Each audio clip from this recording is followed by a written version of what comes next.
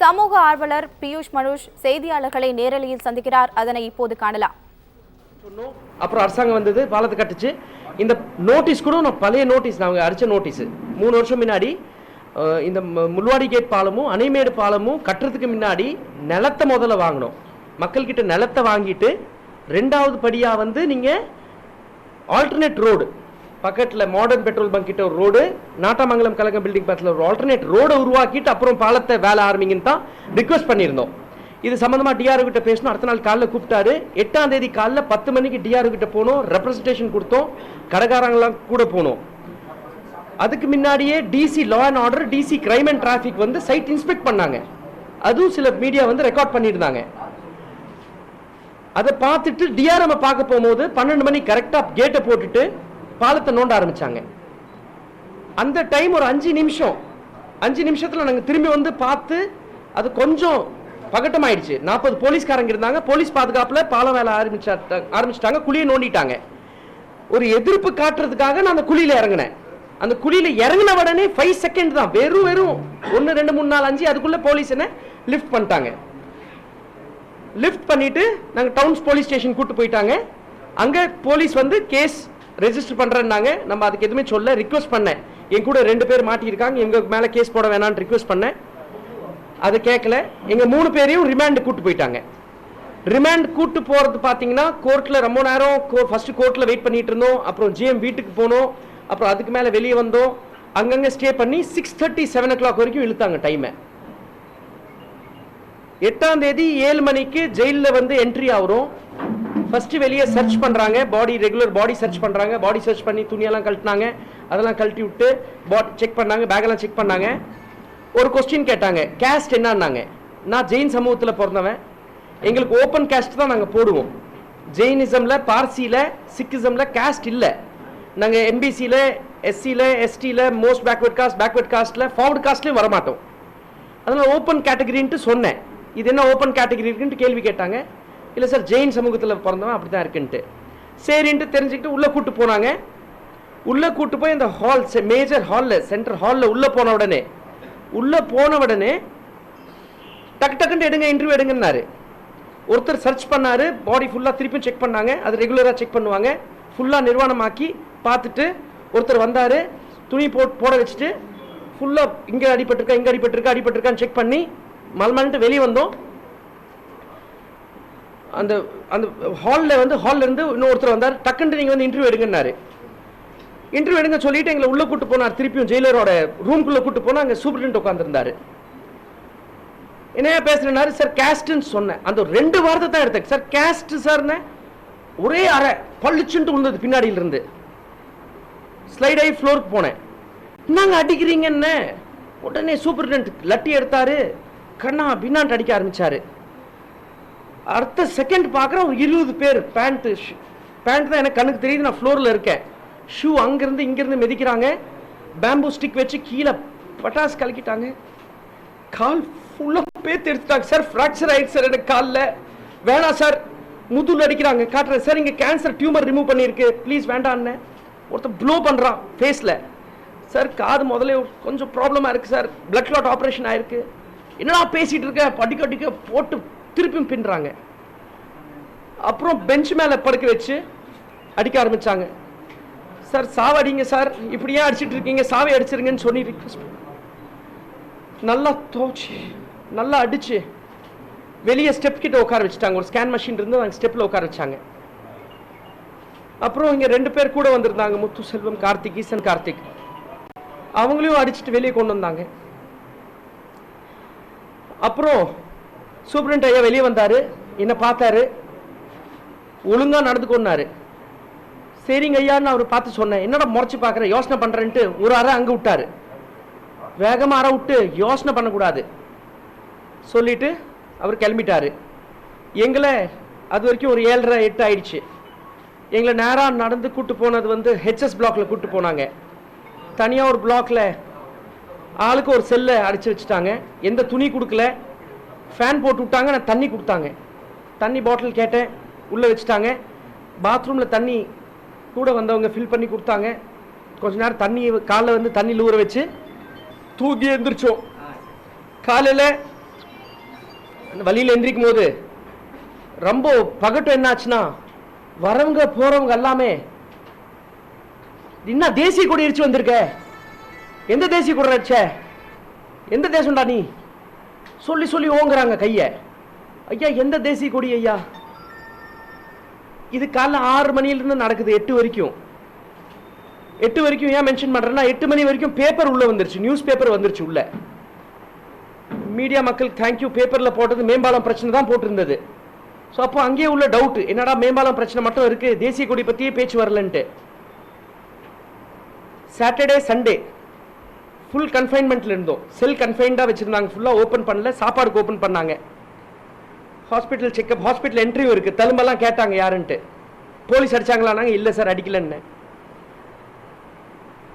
ஜெயிலில் ஆப்வியஸ்லி சொல்ல முடியாது, அவங்க தான் நின்று இருந்தாங்க, அவங்க கேட்கவும் இல்லை, போலீஸ் தான் கேட்டாங்க. நம்ம வந்து ஆனால் தழும்பெல்லாம் ரெக்கார்ட் பண்ணிக்கிட்டாங்க.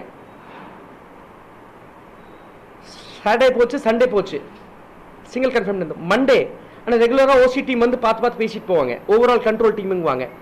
அப்புறம் அவர்கிட்ட நல்லா பேச ஆரம்பிச்சாங்க. அவங்க ஒருத்தர் 2 பேர் சொன்னாங்க, யாருன்ட்டே தெரிலங்க, இப்போ வெளியே ஏதோ பேசுகிறாங்க, நீங்கள் ஏதோ சமூக ஆர்வலரா, தேசிய கொடி எரிச்சாங்க சொல்லி நாங்கள் அவ்வளோ அடிச்சிட்டோம். மண்டே வந்து ரிக்வஸ்ட் லெட்டர் கொடுத்தேன், சார் நான் மன்னிப்பு கேட்கணும். நான் அந்த மன்னிப்பு இன்னும் கேட்குறேன்.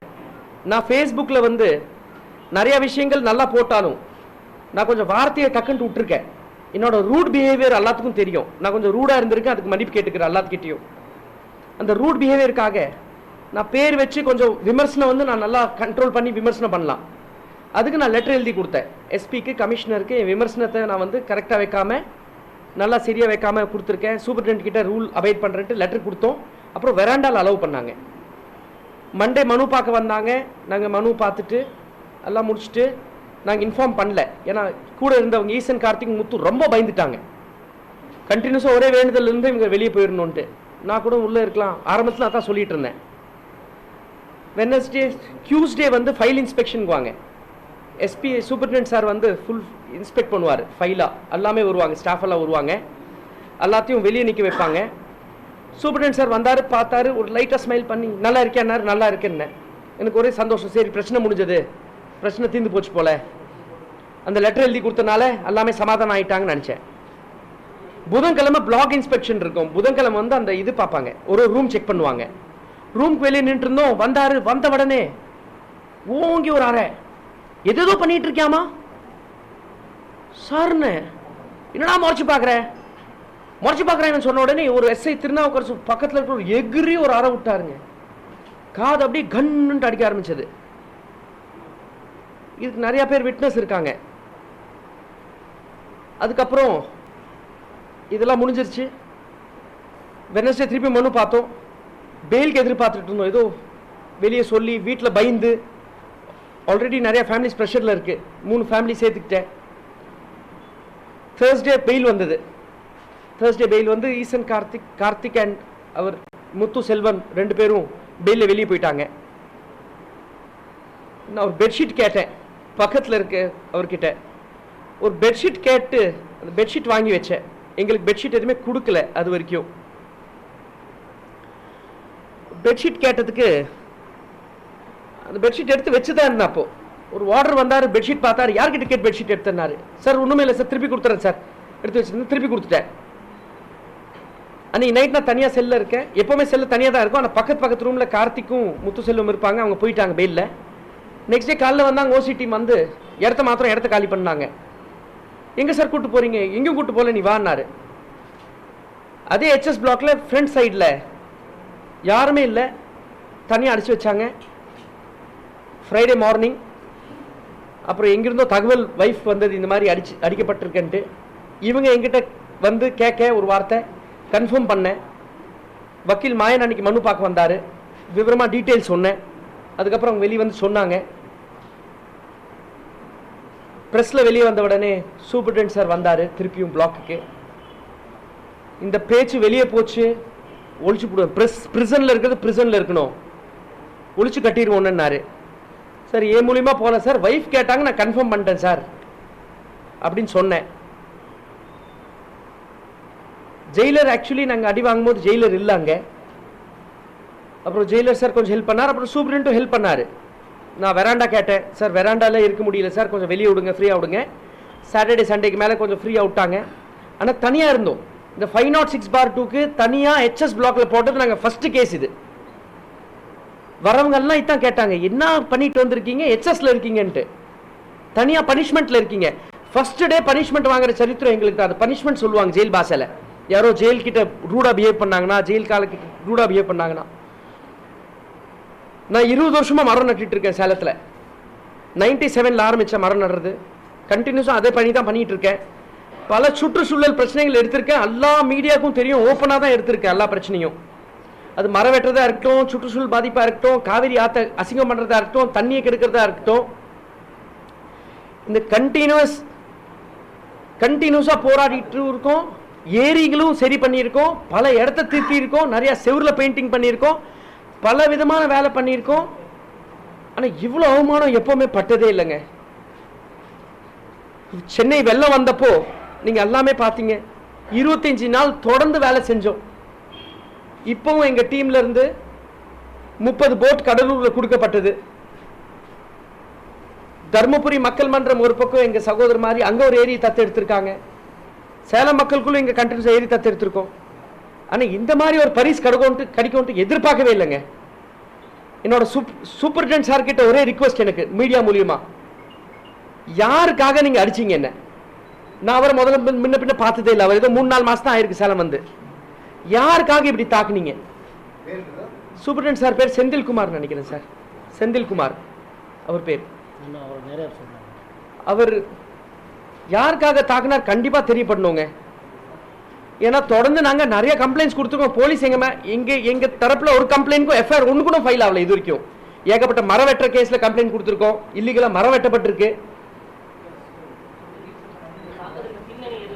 தாக்குதல் பின்னணி கண்டிப்பா வந்து சார் போலீஸ்ல இருந்து தான் வந்திருக்கு. ஏன்னா தேசிய கொடி எரிக்கிற ஒரு அந்த கோரிக்கை, சாரி தேசிய கொடி எரிச்ச ஒரு, அது என்ன சொல்லுவாங்க, தேசிய கொடி எரிச்ச ஒரு எங்க மேல ஒரு குற்றம், எங்க மேல ஒரு அது எங்க மேல தெளிச்சப்பட்ட ஒரு இவ்வளவு பெரிய ஒரு இல்லைங்க, இல்ல இது அபட்டமான ஒரு குற்றச்சாட்டு எங்க மேல போட்டது வந்து எங்களால புரிஞ்சுக்கவே முடியல. எப்படிங்க வரும் உள்ள? எந்த கம்ப்ளைண்ட் இல்ல, எதுவுமே இல்ல. பிரிசன் ஃபுல்லா அது பேசுனுச்சு, பிரிசனர்ஸ் ஃபுல்லா அது பேசினாங்க. பிரிசன்ல இருக்கிற ஒரு ஸ்டாஃப் நீங்க தனிப்பட்ட முறையில் யார்கிட்ட இன்டர்வியூ எடுத்தாலும் இன்னைக்கு போய் அவங்க எதுக்காக வந்தாங்கன்னா தேசிய கொடி கேஸான்னு கேட்பாங்க. அப்படிதான் கேட்பாங்க. இருக்கிற 300 ஸ்டாஃப்க்குமே அதான் தெரியும். இருக்கிற அங்க இருக்கிற 1000 பிரிசனர் இருப்பாங்க, எல்லாத்துக்குமே இவங்க தேசிய கொடி எரிச்சதான் அவங்களுக்கு தெரிஞ்சது. அப்புறம் மேம்பாலம் வந்ததெல்லாம் அப்புறம் பாலத்துக்கு வந்து நாங்க பாலத்தை நிறுத்துறோம். பாலத்தை நிறுத்தவே இல்லைங்க. எங்க நம்ம தொடர்ந்து சொல்லிட்டு இருக்கோம், ஆனந்தா பாலம் கட்டினதே எங்கனால தான். நம்ம தொடர்ந்து ஒரே வார்த்தை சொல்றோம், நிலத்தை வாங்கி பாலத்தை கட்டுங்க தான் சொன்னோம், வேற எதுவுமே சொல்ல. ஆல்டர்னேட் ரோடு போடுங்க. பாலத்துக்கு 2 சைட்லயும் ஆல்டர்னேட் ரோடு தெளிவா இருக்கு, இடம் இருக்கு. அன்னைக்கு DC crime and traffic inspect பண்ணாங்க, இடத்த பார்த்தாங்க.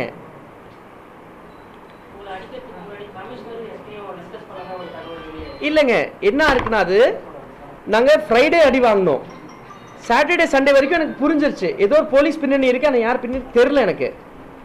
நாங்கள் மன்னிப்புக்கு லெட்டர் எழுதி கொடுத்தேன் பாருங்க. மண்டே எழுதி கொடுக்குறேன். டியூஸ்டே சூப்பர்டென்ட் சார் விசிட் பண்றாரு பிளாக்கை, நல்லா இருக்கான்னு கேட்டு போயிட்டாரு. அப்பெல்லாம் ஈஸி ஆயிடுச்சு நினைச்சோம். வெட்னஸ்டே திருப்பி வந்து அடிச்சாரு ரூம்லயே. நாங்க எந்த செல்ல இருக்கோமோ அந்த செல்லுக்கு வெளியே நிற்கிறோம், அங்கேயே அடிச்சாரு. அப்போ பேப்பர் பார்த்தா டியூஸ்டே ஈவினிங் ஒரு மீட்டிங் நடந்திருக்கு, லீகல் எய்ட் மீட்டிங் ஏதோ நடந்திருக்கு. எஸ்பி கமிஷனர் அன்னைக்கு ஜெயிலுக்கு வந்திருக்காங்க.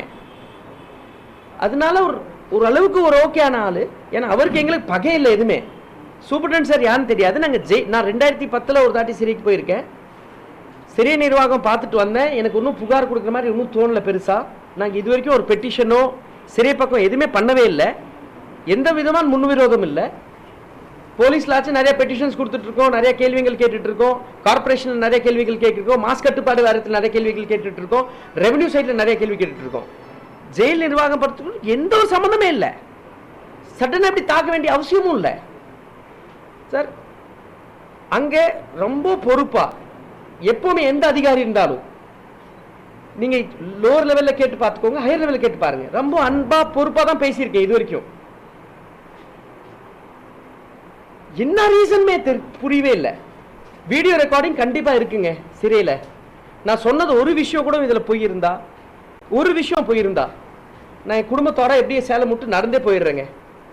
எதுவுமே எடுக்காம நான் நடந்தே வெளியே போயிடுறேன் வெறும் காலோட. இல்ல எமோஷனலா சொல்லுங்க, சீரியஸா சொல்றேன். நான் சேலத்துக்காக உயிர் கொடுத்துருக்கேன். இந்த மண்ணு இந்த தண்ணிக்காக நான் உயிர் கொடுத்துருக்கேன். எனக்கு நம்பிக்கை இருக்கு, நீங்களும் அதை நம்புவீங்க.